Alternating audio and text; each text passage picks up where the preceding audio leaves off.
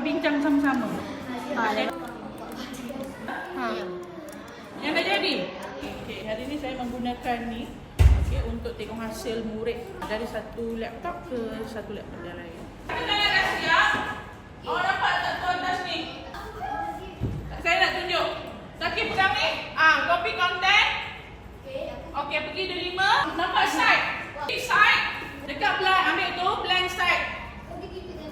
Ambil blank side ni. Okey, yang ini Zaki buat delete. Okey dah? Okey, nampak ni pages. Okey, ambil ni pergi full page. Klik.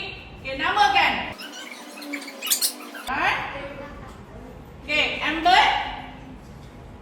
Embed code. Right click by the mouse. Paste. Okay, next. Insert. Insert. Okay. Publish. Publish.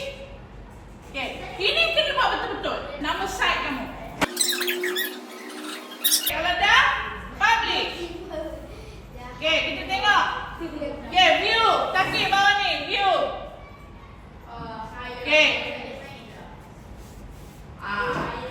Okay, macam contohnya, bagikan nanti copy slide awak ni bagi dekat classroom kita. Okay, murid. Saya akan letakkan Taki punya game ni dalam classroom.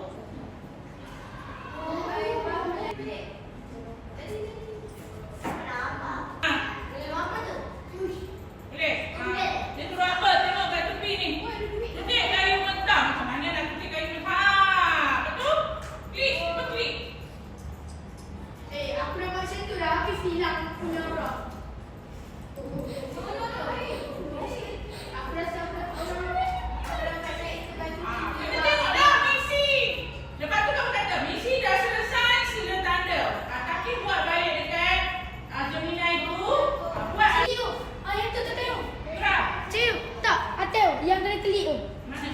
Yang klik tu. Saya klik. Kamu tu ya. Faham? Dulu itu. Pandai. Okay. Faham tak kat sini murid? Tak apa, kita baru belajar kan? Di sana. Okay, dapat? Betul? Dia buat apa? Tekan. Hebat. Saya telah menemukan. Okey, lagi lepas tu ada apa? Okey, mati-matian saya gosok. Saya pergi ke meja dan gosok satu lagi. Okey, jalan. Nampak tak, murid? Ini Amrul punya game. Siapa lagi game yang boleh tengok tu paparkan? Anu punya boleh gerak. Cuba kan gerakkan Anu yang mana kalau dia main. Okey. Kalau betul, dia ke depan. Okey, lagi? Yang lain mana? Okey, teruskan perlumbaan. Okey. Ada lagi?